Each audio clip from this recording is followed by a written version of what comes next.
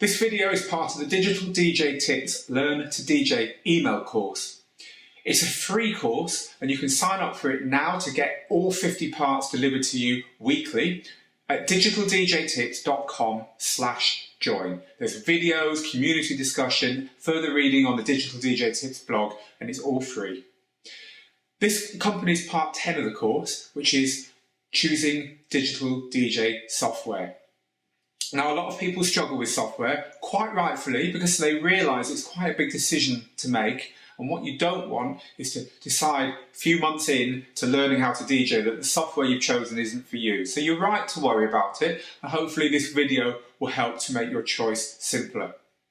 We're going to look at the 3 major packages, and then just at the end we'll have a little look at a couple more as well. And we'll look at who uses these packages generally, just to give you an idea about where you might fit in and which one might be right for you.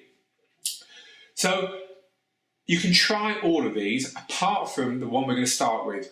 You can go and get a demo or a free version and you can have a go, so I really recommend you do that. The first package, the only one you can't actually try for yourself, you'll understand why once we start looking at it, is from Serato, and it's called Serato Itch.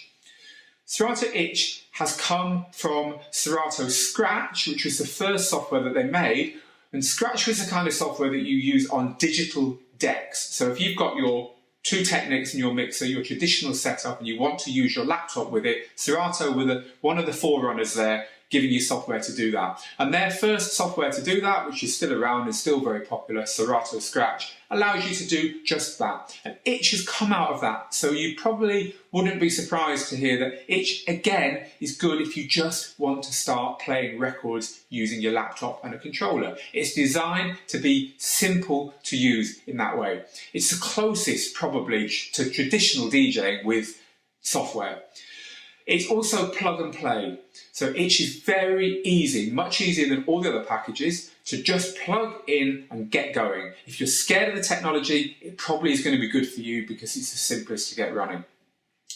It works with Itch hardware. That's hardware that has been certified to use Serato Itch, and that's how it can be plug and play, because the hardware and the software are very tightly tied together, a bit like Apple ties its hardware and software together. If you like the way Apple works with stuff and you like the way Apple makes things simple, then you're going to like it.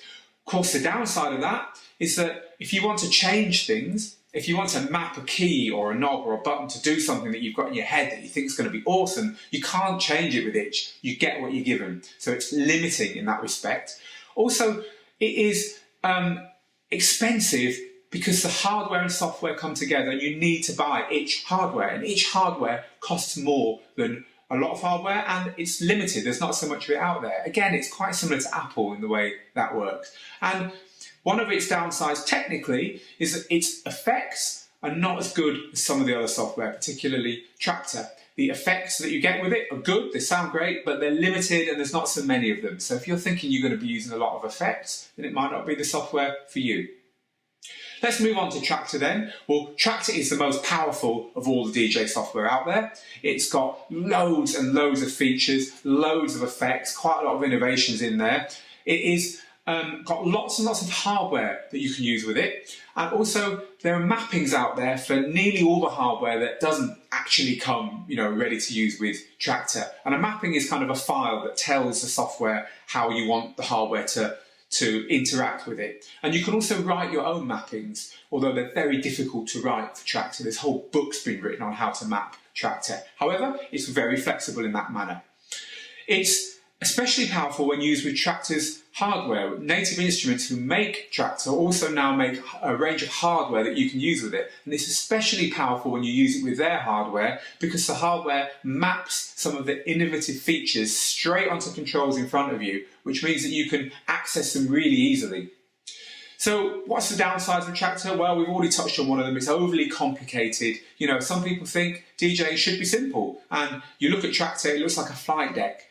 Native Instruments, who make Traktor, came from making production software into DJ software. So it looks and feels, complicated, like music production software looks and feels complicated. And if you're the kind of person who thinks DJing is basically 2 spinning things and a mixer and you just want to play music on it, you might find Traktor daunting. Also, it's so in the way it maps to your music library. If you use iTunes to sort your music out, Traktor isn't very good at interacting with iTunes. It's hard to alter your iTunes tags. It wants you to pull everything into it and do things its way. And maybe you don't want to do that. Maybe you're quite happy using iTunes to manage your music. In that case, you're going to find it frustrating. And you pay for major upgrades to Traktor.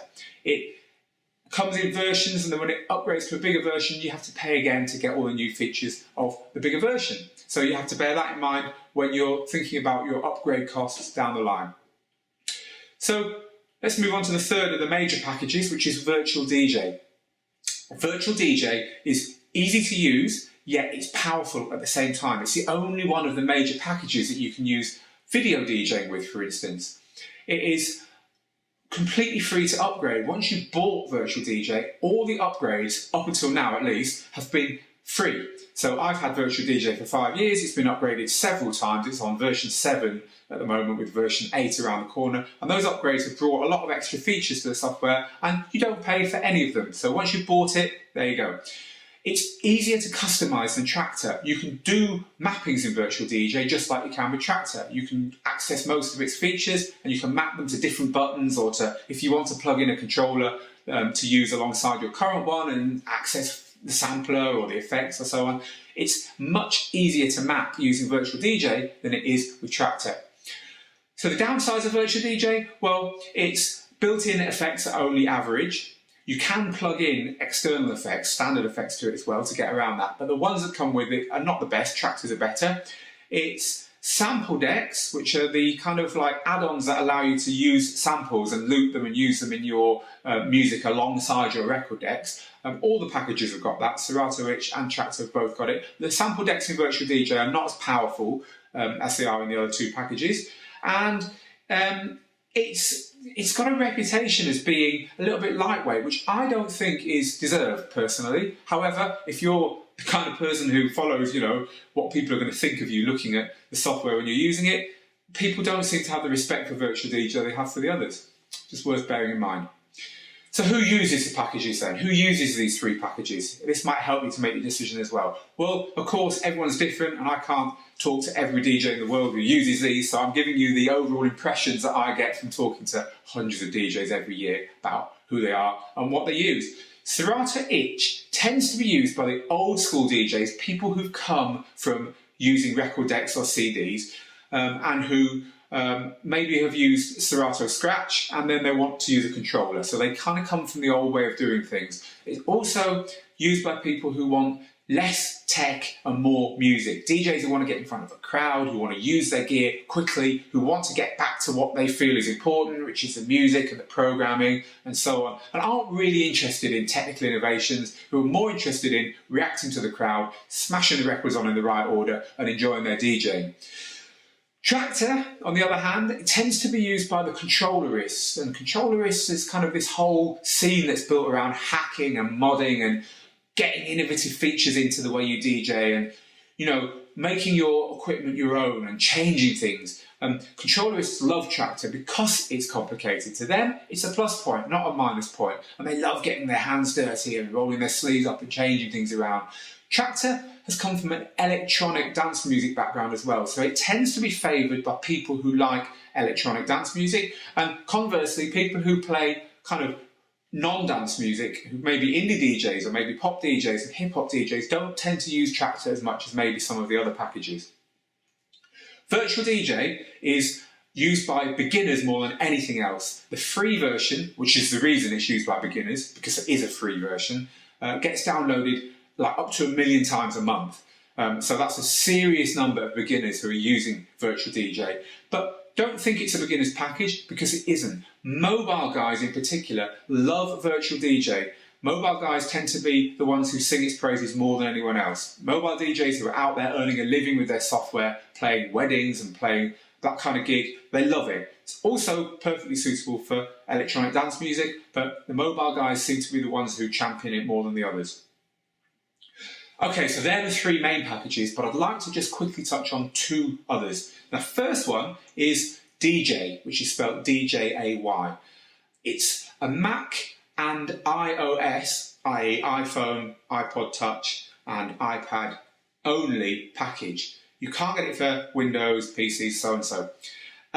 It's interesting because it's got that Apple feel about it. It's really simple to use, it's really stylish, it's got some lovely features, but I find it most interesting because you can use it for cloud DJing. Now don't get me wrong, you're not DJing via the internet, you've still got your records on your device, but you can DJ with the same music library on your iPhone, your iPad, or your Mac. So if you're downloading tunes from iTunes on your phone while you're on a train or on the bus or whatever, you can then go and tag those tunes, you can put your cue points on them, and you can analyze them and so on your iPad. And then when you open your Mac, your MacBook, when you're DJing in front of your crowd, all those tunes you've bought and all the work you've done, it's just there. Now that's really innovative, and DJ is the first software that's nailed that. I find that really exciting. The other package I'd like to highlight is a package called Mix Vibes.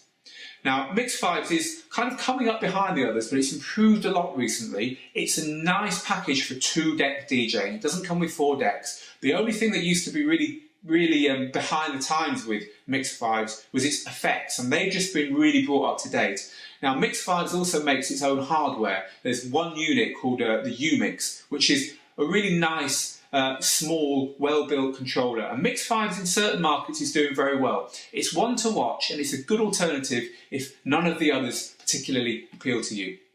They've also just launched a free version as well, so you can go and have a look at that.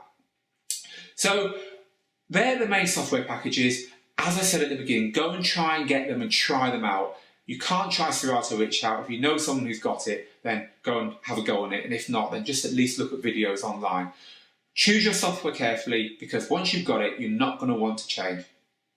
Okay, thanks for watching, and I look forward to seeing you in the next video.